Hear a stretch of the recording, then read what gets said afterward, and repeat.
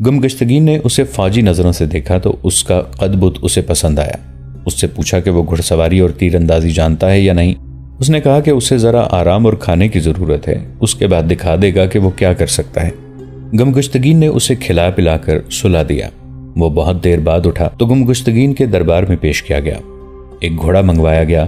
باہر لے جا کر ایک باڈی گارڈ کی کمان اور ایک تیر اسے دے کر کہا گیا کہ ادھر ہی کہیں نشانے پر تیر چلا کر دکھاؤ، پھر گھوڑا دوڑاؤ۔ قریب ایک درخت تھا جس پر پرندے بیٹھے تھے۔ ان میں سب سے چھوٹا پرندہ ایک چڑیا تھی۔ اس نے اس کا نشانہ لیا اور تیر چلایا۔ تیر چڑیا کے جسم میں اتر کر اسے اپنے ساتھ ہی لے گیا۔ اس نے ایک اور تیر مانگا جو لے کر وہ گھوڑے پر سوار ہوا اور کہا کہ وہ قریب آئے تو کوئی چیز اوپر پھینکی جائے۔ وہاں گمگشتگین کے باڈی گارڈ کھڑے تھے۔ ایک دوڑا گیا اور اپنے کھانے کی پلیٹ اٹھا لایا جو مٹی کی تھی۔ انطانون گھوڑے کو دور لے گیا۔ وہاں سے موڑ کر ایڑ لگائی تو گھوڑا سر پٹ دوڑا۔ انطانون نے کمان میں تیر ڈالا۔ ایک باڈی گارڈ نے پلیٹ ہوا میں اچھالی۔ انطانون نے دوڑتے گھوڑے سے تیر چلایا اور پلیٹ کے ٹکڑے ہوا میں بکھیر دیے۔ اس نے گھوڑا موڑ کر سواری کے کچھ اور کرتب دکھائے۔ یہ تو کسی کو معلوم نہ تھا کہ وہ تجربہ کار جاسوس اور چھاپہ مار کمانڈو ہے اور اسے ہر ایک ہتھیار کے استعمال اور گھوڑے سواری کا ماہر بنایا گیا ہے۔ اس کے قد بت، گٹھے ہوئے جسم، گورے چٹے رنگ اور کرتب دیکھ کر گمگشتگین بہت متاثر ہوا اور اسے اپنے باڈی گارڈز میں رکھ لیا۔ وہ باڈی گارڈز گمگشتگین کے گھر بھی ڈیوٹی دیا کرتے تھے۔ کچھ دنوں بعد انطانون گھر کی ڈیوٹی پر گیا جہاں اسے 8 دن اور 8 راتیں رہنا تھا۔ مسلمان حکمرانوں کی طرح گمگشتگین کا حرم بھی بارونق تھا۔ اس میں 12-14 لڑکیاں تھیں۔ انطانون نے پہلے دن جا کر گھر کے تمام دروازے اور کونوں کھدروں کو دیکھا۔ اس نے وہاں کے تمام ملازم مردوں اور عورتوں سے کہا کہ وہ چونکہ گھر کی حفاظت کے لیے آیا ہے اس لیے گھر سے واقفیت حاصل کرنا ضروری سمجھتا ہے۔ اس نے کمرے تک دیکھ ڈالے۔ وہ بہت چالاک تھا، باتوں کا جادو چلانا جانتا تھا۔ حرم میں جانے کی اسے جرت نہ ہوئی۔ ایک جوان لڑکی اسے برآمدے میں مل گئی، یہ بھی حرم کی ملکیت تھی۔ اس نے انطانون سے شہزادیوں والے روب سے پوچھا کہ وہ کون ہے اور یہاں کیا کر رہا ہے۔ محافظ ہوں، اس نے گردن تان کر جواب دیا۔ دیکھ رہا ہوں کہ اس محل جیسے مکان میں آنے اور جانے کے راستے کتنے ہیں اور کہاں کہاں ہیں، اور یہ بھی دیکھ رہا ہوں کہ آپ کے علاوہ یہاں کون کون رہتا ہے۔ محافظ تو پہلے بھی یہاں آتے رہتے ہیں، کبھی کوئی اندر نہیں آیا۔ لڑکی نے کہا، یہ طریقہ ہمیں پسند نہیں، یہ میرا فرض ہے۔ اس نے جواب دیا، اگر حرم سے کوئی ایک بھی حسینہ غائب ہو گئی تو محترم قلعہ دار اس کی جگہ میری بہن کو اٹھا لائیں گے۔ تو اس کا مطلب یہ ہوا کہ تم اپنی بہن کی حفاظت کے لیے آئے ہو؟ لڑکی نے مسکرا کر کہا، اگر میں اس کی حفاظت کر سکتا تو آج ایک لڑکی سے یہ نہ کہلواتا کہ تم کون ہو اور یہاں کیا کر رہے ہو۔ اس نے چہرے پر اداسی کا تاثر پیدا کر کے کہا، میں اپنی بہن کی حفاظت نہیں کر سکا تھا، اس لیے آپ کی حفاظت میں پوری احتیاط کر رہا ہوں۔ اس نے آہ بھر کر کہا، وہ بھی آپ جیسی تھی، بالکل آپ جیسی۔ مجھے روکنے کی کوشش نہ کریں کہ میں کیا کر رہا ہوں۔ اس نے اندھیرے میں جو تیر چلایا تھا وہ نشانے پر لگا۔ اس نے عورت کی جذباتیت پر تیر چلایا تھا۔ وہ بھی جوان لڑکی تھی، پوچھے بغیر نہ رہ سکی کہ وہ اپنی بہن کی حفاظت نہیں کر سکا تھا تو کیا ہوا تھا؟ کیا اس کی بہن اغوا ہو گئی تھی؟ اگر اغوا کرنے والے مسلمان ہوتے یا وہ خود کسی مسلمان کے ساتھ گھر سے بھاگ جاتی تو مجھے اتنا افسوس نہ ہوتا۔ اس نے کہا، دل کو یہ کہہ کر تسلی دے لیتا ہوں کہ کوئی اس سے شادی کر لے گا یا اسے کسی مسلمان امیر کے حرم میں دے دیا جائے گا۔ اسے صلیبیوں نے اغوا کیا ہے، ایک نہیں 2 بہنوں کو، میں ان کی حفاظت نہیں کر سکا۔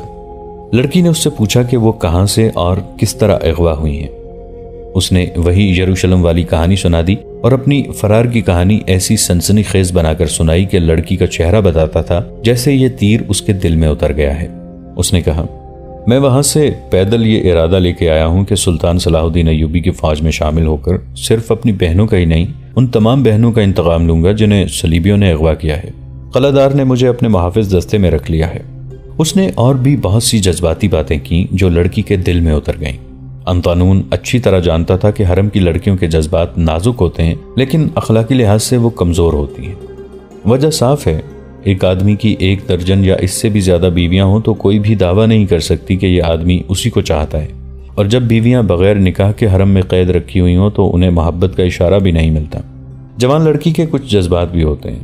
حرم کی جوان لڑکی یہ بھی جانتی ہے کہ چند سال بعد اس کی قدر و قیمت ختم ہو جائے گی۔ انطانون کو معلوم تھا کہ حرم کی لڑکیوں نے اپنے خوابوں اور ارمانوں کو دبا کے رکھا ہوتا ہے اور وہ چوری چھپے اپنے خاوند یا آقا کے کسی جوان دوست یا کسی جوان اور خوبرو ملازم کے ساتھ عشق و محبت کا نشہ پورا کر لیتی ہیں۔ امتانون کے سامنے چونکہ یہی لڑکی اتفاق سے آ گئی تھی، اس لیے اس نے اسی کے جذبات سے کھیلنے کی کوشش کی۔ اپنے جاسوسی کے مقاصد کے لیے اسے حرم کی ایک لڑکی کے دوستانے کی ضرورت تھی۔ اسے ٹریننگ میں بتایا گیا تھا کہ گمگشتگین جیسے عیاش گورنر اور امراء رقص اور شراب کی محفلیں جماتے ہیں جن میں حرم کی لڑکیاں شریک ہوتی ہیں۔ شراب اور عورت کے نشے میں ان لوگوں کی زبانیں بے قابو ہو جاتی ہیں، لہٰذا راز انہی محفلوں اور ضیافتوں میں بے نقاب ہوتے ہیں۔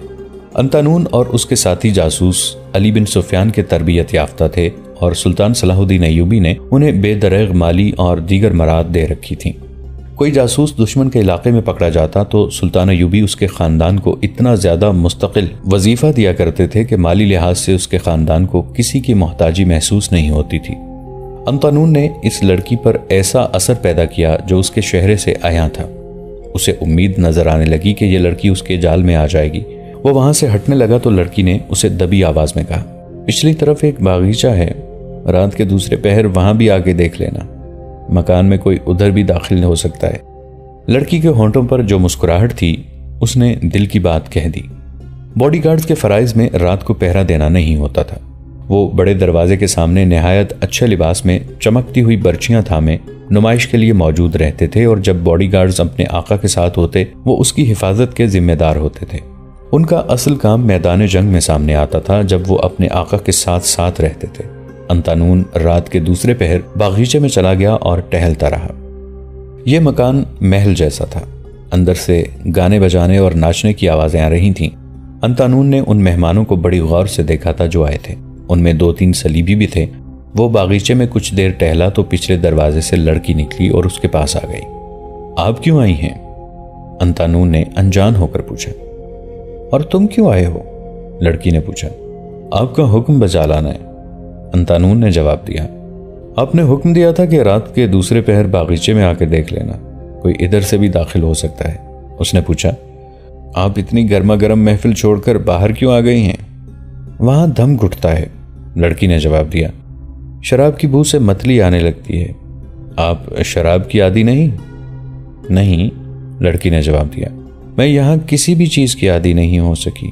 بیٹھ جاؤ، اس نے پتھر کے ایک بینچ پر بیٹھتے ہوئے کہا۔ میں مالکہ کی برابری کی جرات نہیں کر سکتا، امتانون نے کہا۔ کسی نے دیکھ لیا تو؟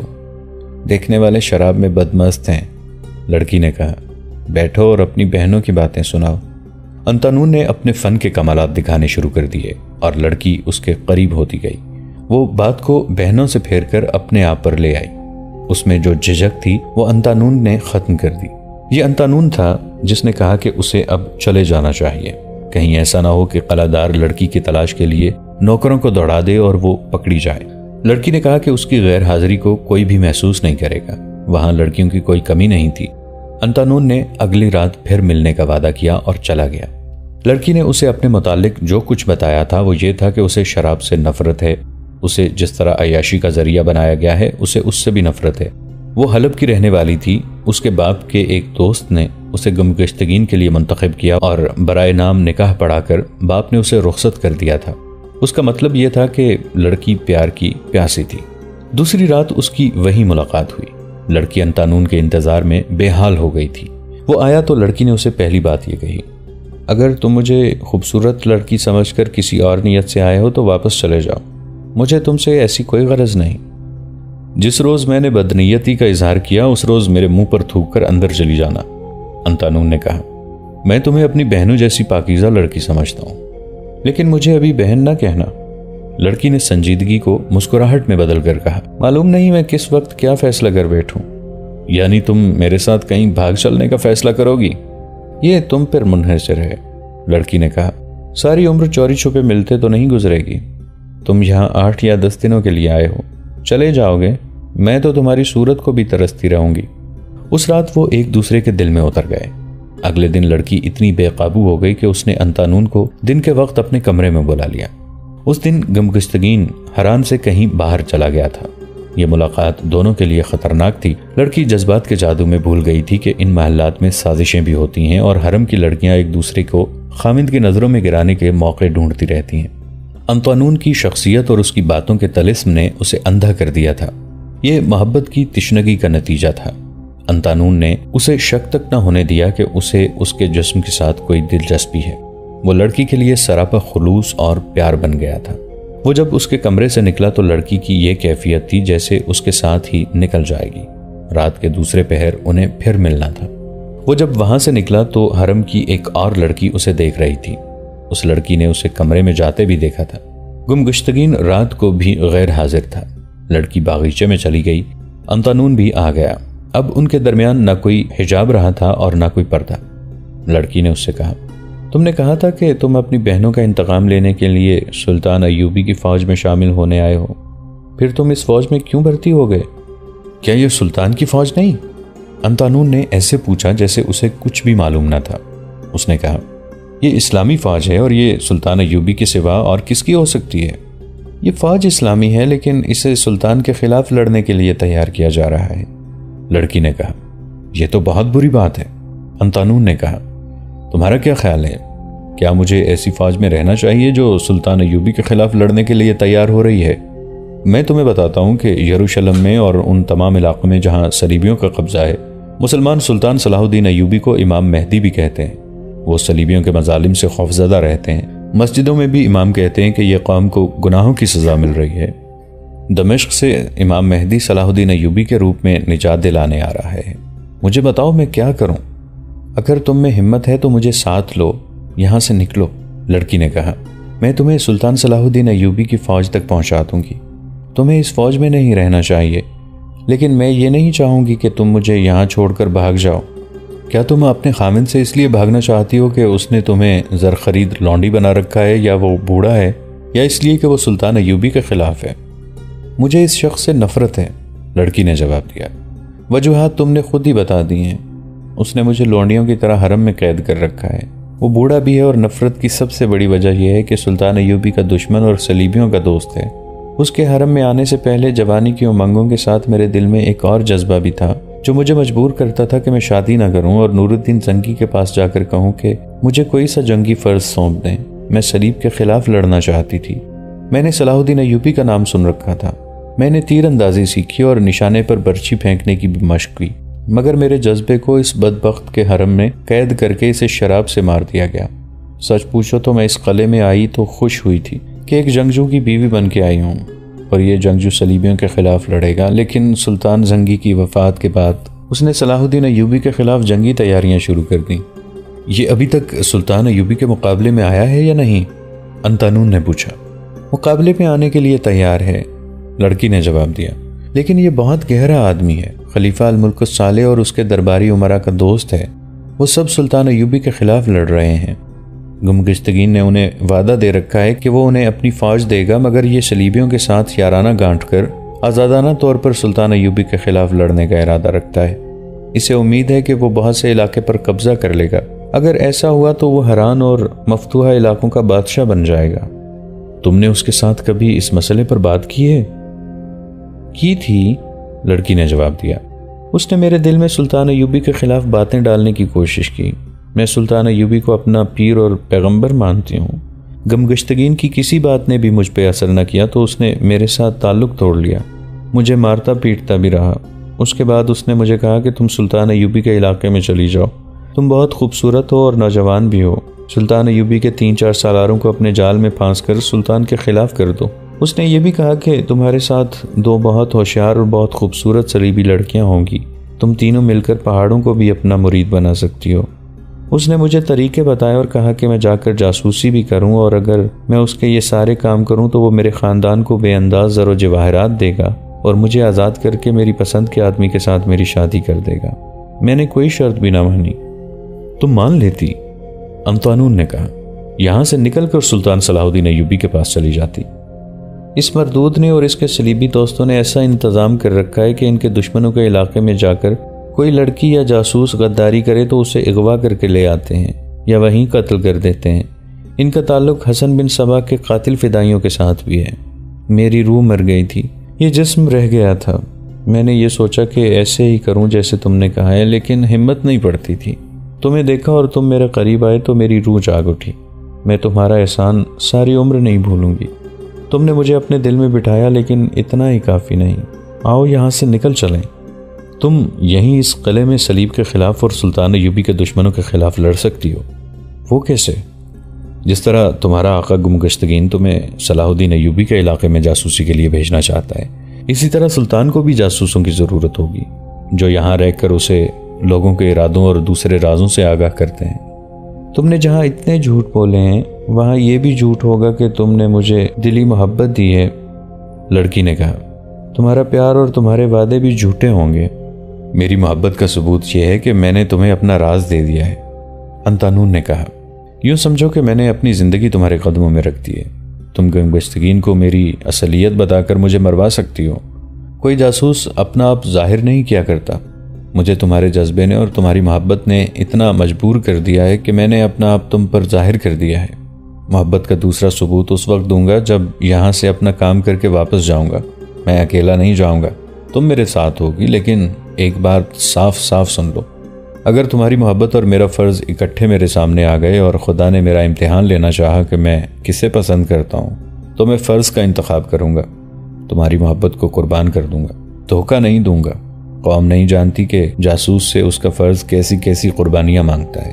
سپاہی میدان جنگ میں لڑتا اور مرتا ہے، اس کے دوست اس کی لاش گھر لے جاتے ہیں اور بڑی عزت سے دفن کرتے ہیں۔ جاسوس مارا نہیں پکڑا جاتا ہے، دشمن اسے قید خانے میں لے جا کر ایسی اذیتیں دیتا ہے جو تم سن کر ہی بے ہوش ہو جاؤ۔ جاسوس مرتا بھی نہیں، زندہ بھی نہیں رہتا۔ جاسوس کے لیے فولاد جیسے مضبوط ایمان کی ضرورت ہوتی ہے۔ میں ایسا ہی ایمان لے کر آیا ہوں۔ تم سے محبت کی ہے تو فولاد کی طرح مضبوط رہوں گا، مگر ایمان کا حکم نہیں ٹال سکوں گا۔ لڑکی نے اس کا ہاتھ اپنے دونوں ہاتھوں میں لے لیا اور چوم کر اپنے منہ پر پھیرا۔ اس نے کہا، تم مجھے بھی اتنا ہی مضبوط پاؤ گے، بتاؤ میں کیا کروں؟ انتانون نے اسے بتانا شروع کر دیا کہ وہ کیا کرے۔ اس کے لیے ضروری ہدایت یہ تھی کہ وہ گانے بجانے اور پینے پلانے کی ان محفلوں سے غیر حاضر نہ ہوا کرے جن میں صلیبی بھی شریک ہوتے ہیں۔ اگر اسے شراب کے 2 گھونٹ پینے پڑیں تو پی لیا کرے اور ان لوگوں میں گھل مل کر ان کی باتیں سنے۔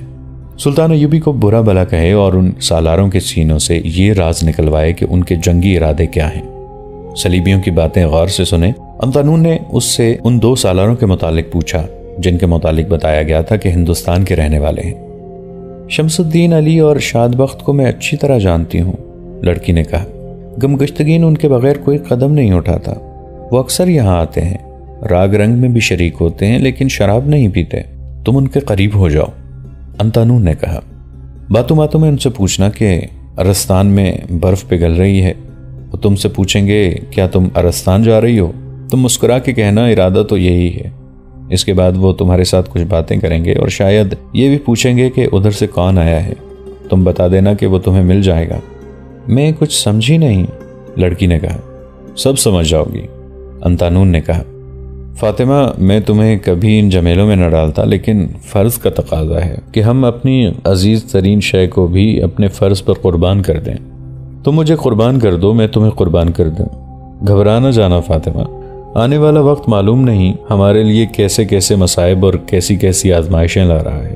اگر ہم دونوں قید خانے کے جہنم میں چلے گئے یا مارے بھی گئے تو ہمارا خون ضائع نہیں ہوگا۔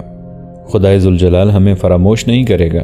اسلام کی عظمت کی پاسبانی خون دینے کے بغیر حاصل نہیں ہو سکتی۔ تم مجھے ثابت قدم پاؤ گے، فاطمہ نے کہا۔ تم نے میرے اس جذبے کو بھی زندہ کر دیا ہے جو میں سمجھتی تھی مر گیا ہے۔ میں جا رہا ہوں، انتانون نے کہا۔ اپنا کام آج ہی سے شروع کر دو۔ انتانون چلا گیا۔ فاطمہ اسے دیکھتی رہی۔ وہ اس کی نظروں سے اوجھل ہو گیا تو فاطمہ نے محسوس کیا کہ وہ اکیلی نہیں، اس کے پاس کوئی کھڑا تھا۔